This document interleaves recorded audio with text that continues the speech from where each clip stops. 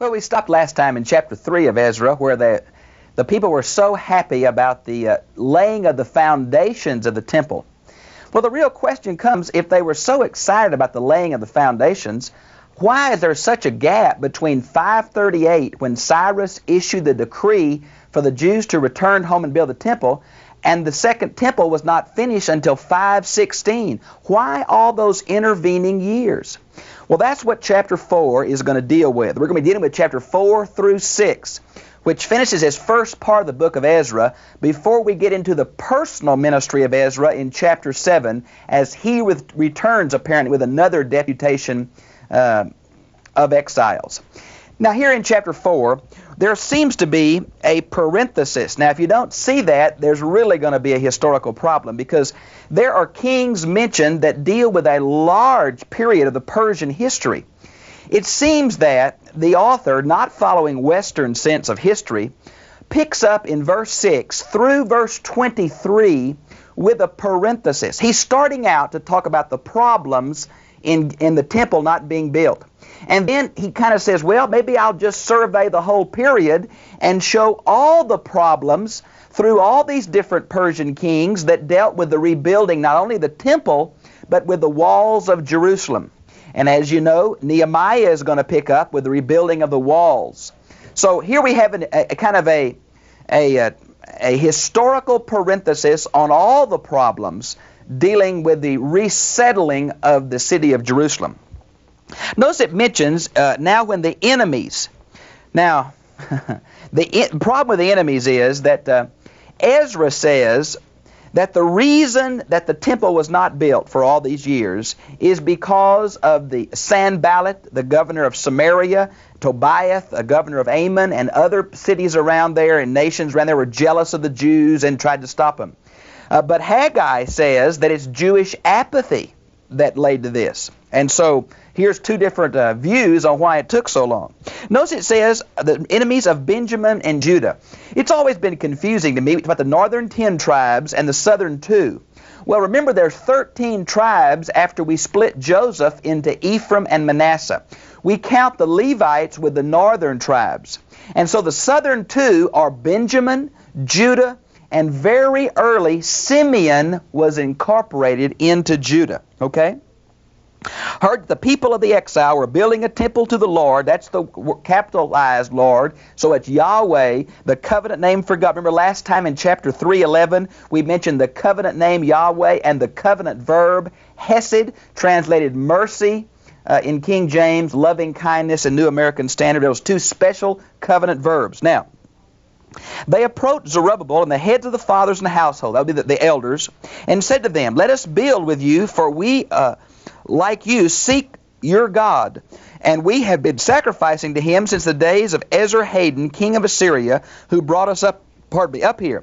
Now, Esarhaddon was an Assyrian ruler from 681 to 669. And he was part of this deportation involved in this northern 10 tribe area. And what they're saying is, we're Yahwehist also. Now, to some extent, that was true. We know there were some people left in the land when Assyria deported the majority of the population, and they imported people from Babylon and Media and Elam. Well, they kind of intermarried. And we learned some of the problems here from 2 Kings 17:24 and following. There was a problem. God judged them, and there was wild animals. They got a Jewish priest to come and taught them the law. But it was a kind of an eclectic religion. We learned something of this eclecticism from the Elephantine papyri on the Jewish mercenaries and the island on the first cataract of the Nile, written in Aramaic, the same historical period, of how eclectic they were, and they even built a temple there to do sacrifices. And this was the problem, this amalgamation, this eclecticism that brought other gods into the worship of Yahweh, and the returning Jews would not accept them. Well, it really made them mad, and from then on they were enemies. But Zerubbabel, now he is the Davidic seed, apparently one of the grandsons of Jehoiachin, and Joshua, now he's the grandson of the high priest when Jerusalem fell. And the rest of the heads of the father's house of Israel said to them, You have nothing in common with us in building a house to our God, but we ourselves will together build to the Lord God of Israel, as King Cyrus, the king of Persia, has commanded us. So they were rebuffed, and from then on there's problems. Look at verse 4.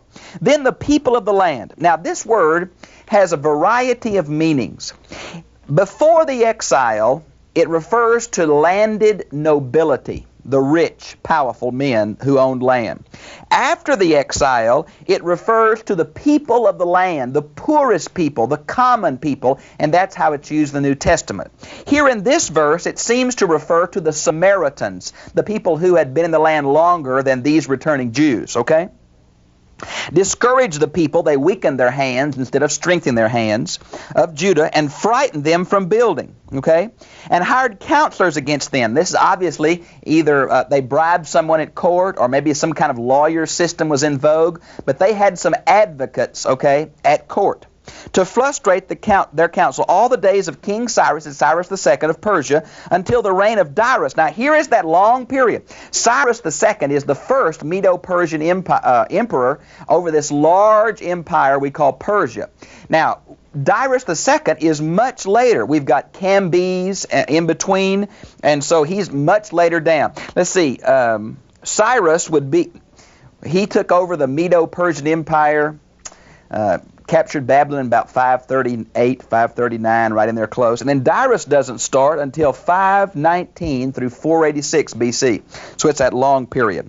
Now this is not the Darius of the book of Daniel, okay? This is Darius the first Hastrapes.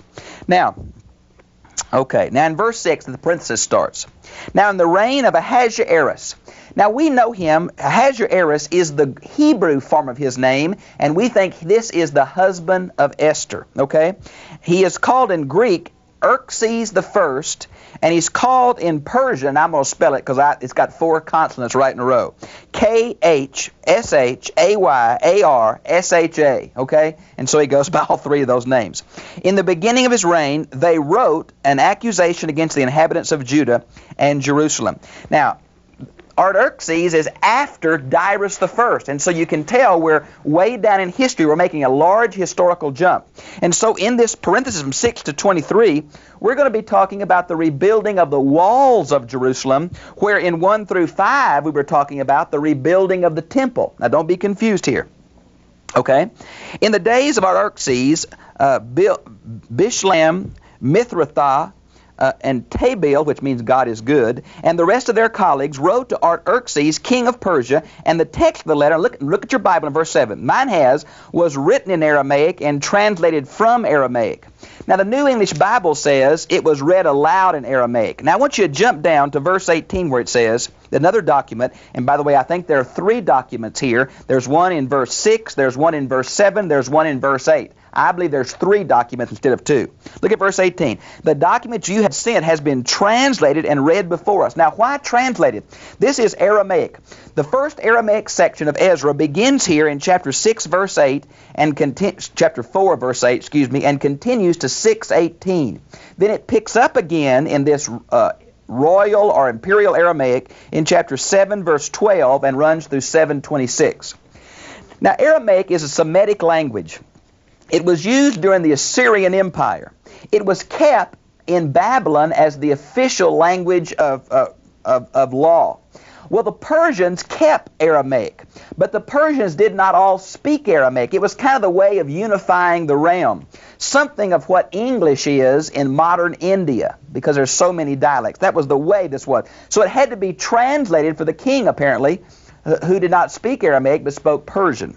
Now, notice in verse 8.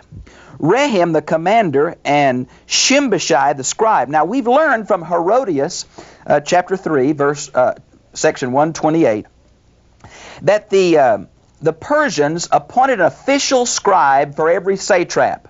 And though that scribe was under that satrap, he was directly related to the king. It was kind of a way of keeping tabs on these satraps and their power. And that seems to be what this man is. Now, he wrote a letter against Jerusalem to King Artaxerxes as follows. And here's the text of the letter. Then wrote Rehem the commander and Shimshai the scribe, and the rest of their colleagues, and the judges, and the lesser officials, and the officials, and the secretaries. Now, all those translations of English words are very dubious because we're not sure what they mean. But in the latter part of verse 9, it begins to describe men with a geographical location.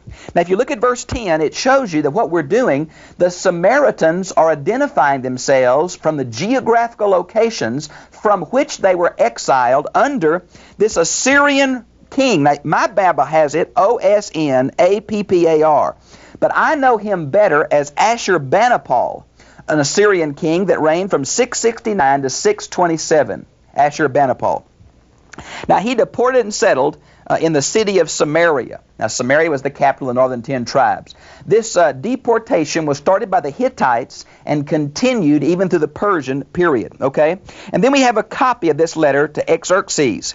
Notice it mentions in verse 12 the finishing of the walls. And so we're obviously in the period of Nehemiah, not the period, this early period of Ezra. Notice in verse 13 their first charge. If you let them build this, they're going to rebel and not pay you any taxes. Now that's in verse 12. And their second charge is down here in verse 16. If you let them build this city and build these walls up, they've revolted in the past. And if you check your records, you'll find it, they're saying. And if you let them, they'll take over the whole satrapy known as beyond the river, which the river is Euphrates, would be Syria and Palestine. So they're threatened loss of taxation and a renewed rebellion with the possibility of losing this whole territory. So obviously they're really saying something the king of Persia will perk up and listen to. Okay? Now in verse 17. Then the king sent an answer to Rahim the commander and to Shimshai the scribe and to the rest of their colleagues who live in Samaria and the rest of the province beyond the river. That's the technical name for this Syria and Palestine under Persian. Peace. And now, the document which you sent us has been translated and read before me, and a decree has been issued by me, and a search has been made, and it has been discovered the city has risen up against the kings in the past. And this must refer to something under Hezekiah, and the other rebellions that Judah was involved in. It possibly gone back to King David and Solomon, their vast conquests. We're just not sure. Notice it mentions here the mighty kings in verse 20 that ruled over Jerusalem. That's got to be David and Solomon. And then in verse 23. Then as soon as the copy of King Xerxes' document was read before Rahim and Shimshai the scribe and their colleagues, they went in haste to Jerusalem to the Jews and stopped them by force of arms. Now, this was embarrassing. Here came their enemies, the Samaritans, with soldiers and stopped the rebuilding of these walls. Now, some documents say, because of Nehemiah 1:3, that they burned the walls that were already in place. So they just didn't stop them. They destroyed the work they'd already done. And that probably is true from Nehemiah 1:3. Now, Nehemiah 1:3 either refers to what the Samaritans did here in this verse, or the fact that some of the destruction under Nebuchadnezzar II of Babylon had never been repaired, and we can't be real dogmatic. Now in verse 24, we must see that verse 24 relates back to verse 5. If you miss that, this chapter will be a real historical problem. Okay? Now it mentions Darius, the reign of Darius in verse 24. That's Darius the first, Hastrapes, 522 through 486. Now in chapter 5. Then the prophets Haggai and Zechariah, son of Iddo. Now Haggai preached about the need for the rebuilding of the temple around 519. Zechariah also emphasized that around 520. Now here he's called son of Iddo. In Zechariah 1:1 he's called son of Berechiah, son of Iddo. And here's a good example. The Hebrew word son can mean grandson. Notice it says, they prophesied to the Jews who were in Judea and Jerusalem in the name of the Lord, the God of Israel, who was over them. Now this seems to me they're encouraging the Jews, but it's God who's going to do it. This is a very familiar kind of way. You might want to see Philippians 2:12 and 13. Work out your own salvation with fear and trembling. But it's God that works in you to will and to do His good pleasure. It's always God's initiative, but man's response. Here's a good example. Now, in this, we're going to talk about the resumption of the building of the temple, not the walls. Now, the walls are chapter 4, verses 6 through 23. But in chapter 5, we're reverting back historically now to the reign of Darius the first, and we're going to be dealing with the completion of the second temple, okay? Now, this same hassle over trying to stop them came up again. At that time, Tattenai, the governor, see in verse 3?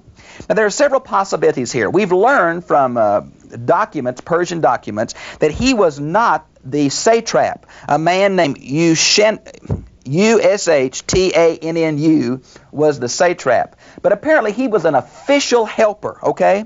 And maybe he was accounting to the king for this very aspect of rebuilding this second temple. But he hears all the problems. He comes and says, now, who gave you orders to do this? And what's your name? Just like an official, isn't it? And they said, well, King Cyrus is the one. So they kind of go through a little ditty here about Cyrus told us to do it, and we're just doing what he told us. They don't bring up why it delayed so long, but they do say Cyrus told us. So this man writes a letter, and he's going to ask them to search the records and see if this is true. And that's what chapter 5 is all about. I want to mention a couple of things to you. Notice in verse 11 it mentions the God of heaven and earth. Now that's the full phrase mentioned back in chapter 1, verse 2. Isn't it unusual this little struggling group of Jews still claims that their God is the creator and ruler of heaven and earth? Now some have said, well, they're just trying to play on Persian sympathy for Ahura Mazda, who was also called the God of heaven and earth. That doesn't sound like a bunch of radical, monotheistic Jews to me. I think they believed God was the only creator of heaven and earth, and they didn't believe anything about Ahura Mazda. Now, notice it mentioned in verse 14 these utensils from the temple in Babylon. Now this would be the temple of Nabu, N-A-B-U, or Marduk, M-A-R-D-U-K, the chief gods of Babylon. Well, it was embarrassing for the Jews to have the utensils in the temple of Yahweh and the temple of Marduk. Now I mentioned in verse 14 this Shashbazzar, who we found in chapter 1, verse 8. And I discussed with you earlier the difficult problem of the relationship between Shashbazzar and Zerubbabel. Albright thinks that Shashbazzar is simply Zerubbabel's uncle. I think, whether he's an uncle or not, I'm not sure, but I think he was governor first and Zerubbabel was governor next. That seems to be the solve the problem for me. Some think they're the same guy with two different names, but I don't think it'll fit. Okay? Now notice in verse 16 we have this strange phrase, then Shashbazzar laid the foundations of the house of God. Well, it's attributed to Zerubbabel earlier. So what's the deal? Well, I think it's not with the men being identified, but this word laid the foundations. This is a Hebrew word that has wide meanings. You might want to see in 2 Chronicles 24:12 and following, it means to repair something. It's used in chapter 3, verse 6 for Zerubbabel starting the temple, but in Haggai 2:18, I think is the real key. I think that Shashbazzar laid the foundations, which means cleared the rubble off, found the original foundation stones for Solomon's temple, and began the work. But I think Zerubbabel finished it apparently.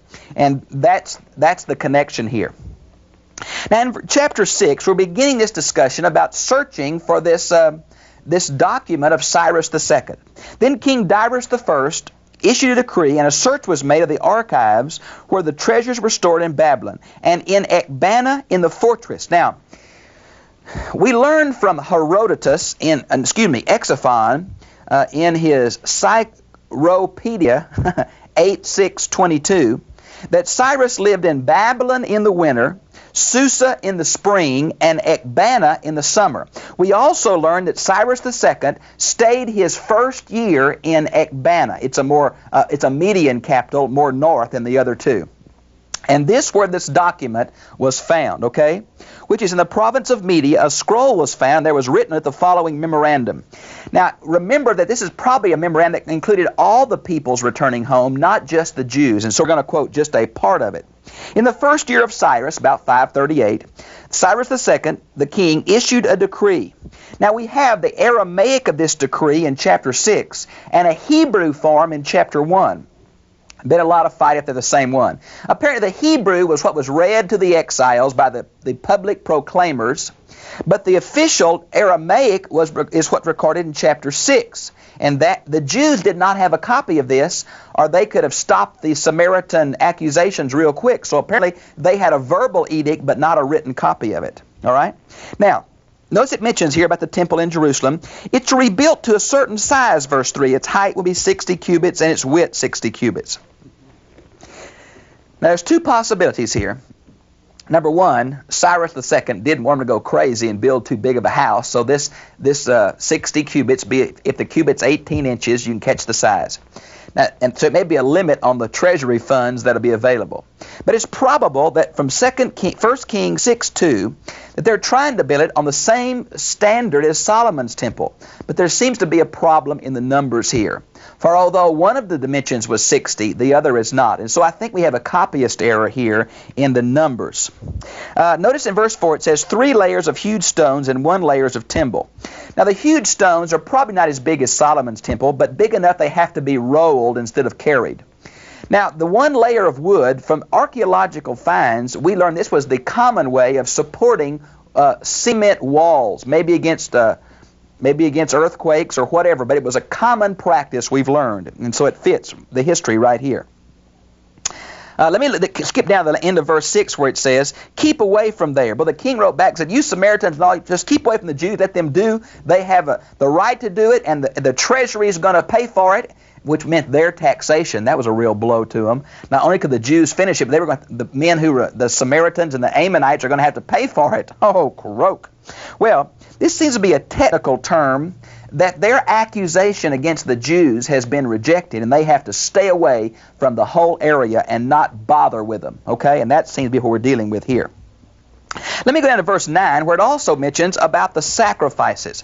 Now, many of these Persian decrees seem to be very Jewish. Well, I'm sure they had Jewish counselors to talk to them about what was needed and how you phrase the name of God and what kind of technical structure the temple needed to be. So here we have the idea of young bulls, rams, lambs for burnt offerings for the God of heaven.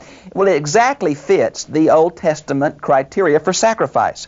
Exodus 29:38 and following, Leviticus 2:1, and Numbers 28:1 and following. And so it fit because I'm sure the Jews corroborated on these texts. Verse 10, that they may offer acceptable sacrifice to the God of heaven and pray for the life of the king and his sons.